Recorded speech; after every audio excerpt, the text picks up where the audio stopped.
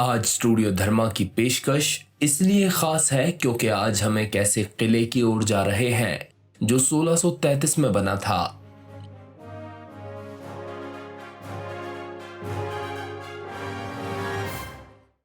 जबकि उस समय की ज्यादातर इमारतें अपना अस्तित्व खो चुकी हैं, लेकिन आज भी वो किला काफी हद तक मौजूद है। हमारा रुख शुगर बोल ऑफ इंडिया कहे जाने वाले शहर मुजफ्फरनगर के वेहलना गांव की तरफ है। वीडियो को लाइक कर दें और आखिर तक बने रहें। रिसर्च के दौरान हमें पता चला कि मुजफ्फरनगर के गांव वेहलना में इतिहास का एक ऐसा मोती है जिसकी कदर कीमत का अंदाजा नहीं लगाया जा सकता। तो तुरंत हमने वेहलना का सफर शुरू कर दिया। वेहलना बेहद खूबसूरत गांव मालूम हुआ। गांव के बीचों बीच मौजूद था एक शानदार किले का दरवाजा। यह दरवाजा ही अपने आप में नायाब है। इसकी बनावट जितनी ऊंची है उतनी ही गहरी। लाखों ईंटों के भंडार को इस सलीके से लगाया गया है कि 400 साल बाद भी इसने अपना रूप नहीं खोया। इसके बड़े बड़े विशालकाय दरवाजे उस समय की शहंशाही का प्रमाण है। अद्भुत बात यह है कि इसे बनाने के लिए बेहद उम्दा किस्म की लकड़ी, पत्थर और लोहे का इस्तेमाल किया गया है। तभी वक्त के साथ ये आज तक जीवित है। ये इमारत मुगल शैली में ही बनी है। गुंबद और मेहराब नुमा आकार देखने को मिलते हैं। वक्त के साथ काफी नुकसान होने के बावजूद भी किले ने अपना रूप नहीं खोया है। आज भी इसकी ऊंचाई गांव में किसी भी और इमारत से ज्यादा है। लगभग 65-70 फुट की ऊंचाई से पूरा गांव नजर आता है।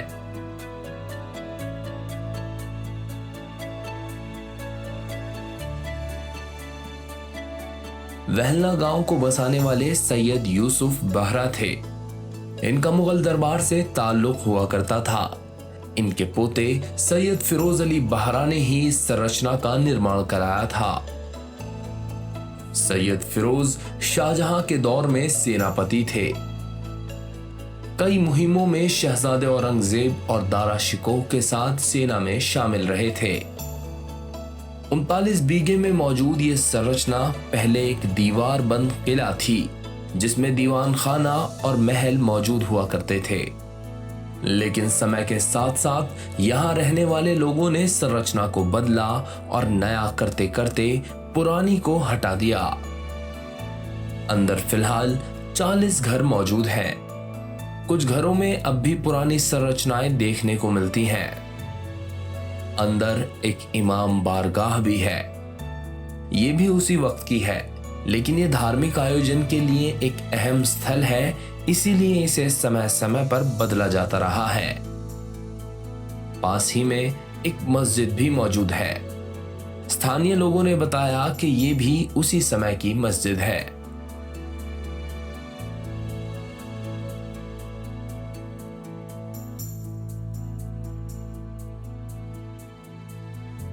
इसके अलावा हमने सैयद हुसैन और सैयद यूसुफ के मकबरे की भी जियारत की। गांव के कोने में प्रकृति की गोद में सैयद हुसैन और सैयद यूसुफ आराम फरमा रहे हैं। दोनों की कब्र अंदर है, जबकि बाहर उनके खिदमत करने वालों की कब्र मौजूद है। आसपास कुछ कच्ची कब्रें भी देखने को मिली।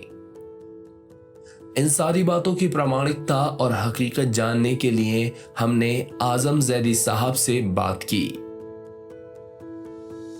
भाई मेरा नाम आजम जैदी है और ये हमारे सब परिवार के लोग हैं। हमारे यहाँ 30-40 घर हैं और सब परिवार किले में रहता है। और कुछ यहाँ की शाखाएं इंग्लैंड, अमेरिका, कनाडा चली गई हैं और हिंदुस्तान में भी यहाँ के लोग रहते हैं। लगभग 1633 में ये बिल्डिंग बन के तैयार हुई थी। 39 बीघे में इसका रकबा है।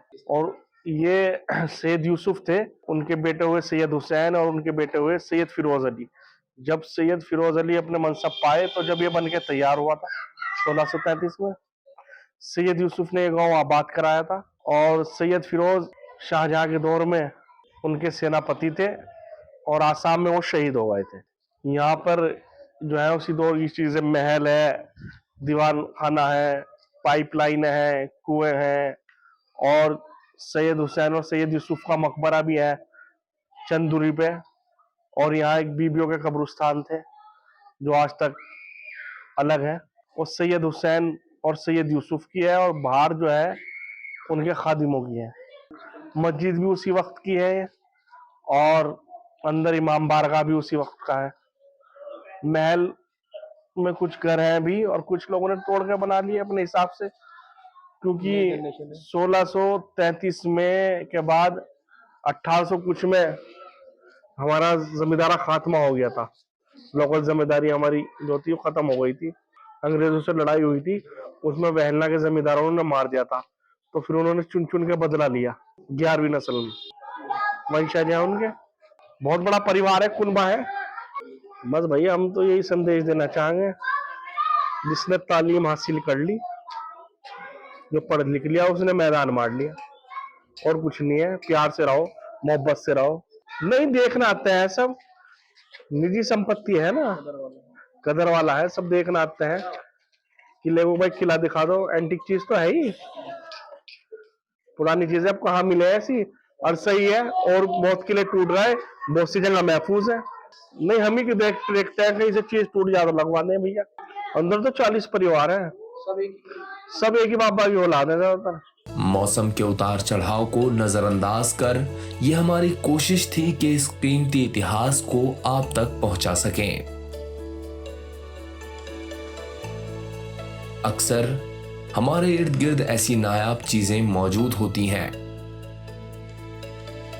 जिनके बारे में हमें बिल्कुल इल्म नहीं होता। ऐसे बहुत सारे स्थानों के बारे में हमने अपने YouTube चैनल पर वीडियोस बनाई हैं और ये सफर अब भी जारी है। आज की पेशकश में इतना ही। वीडियो अच्छा लगा हो तो लाइक करें, कमेंट में अपनी राय जरूर दें। फॉलो करें फेसबुक पेज स्टूडियो धर्मा को और सब्सक्राइब करें हमारा YouTube चैनल।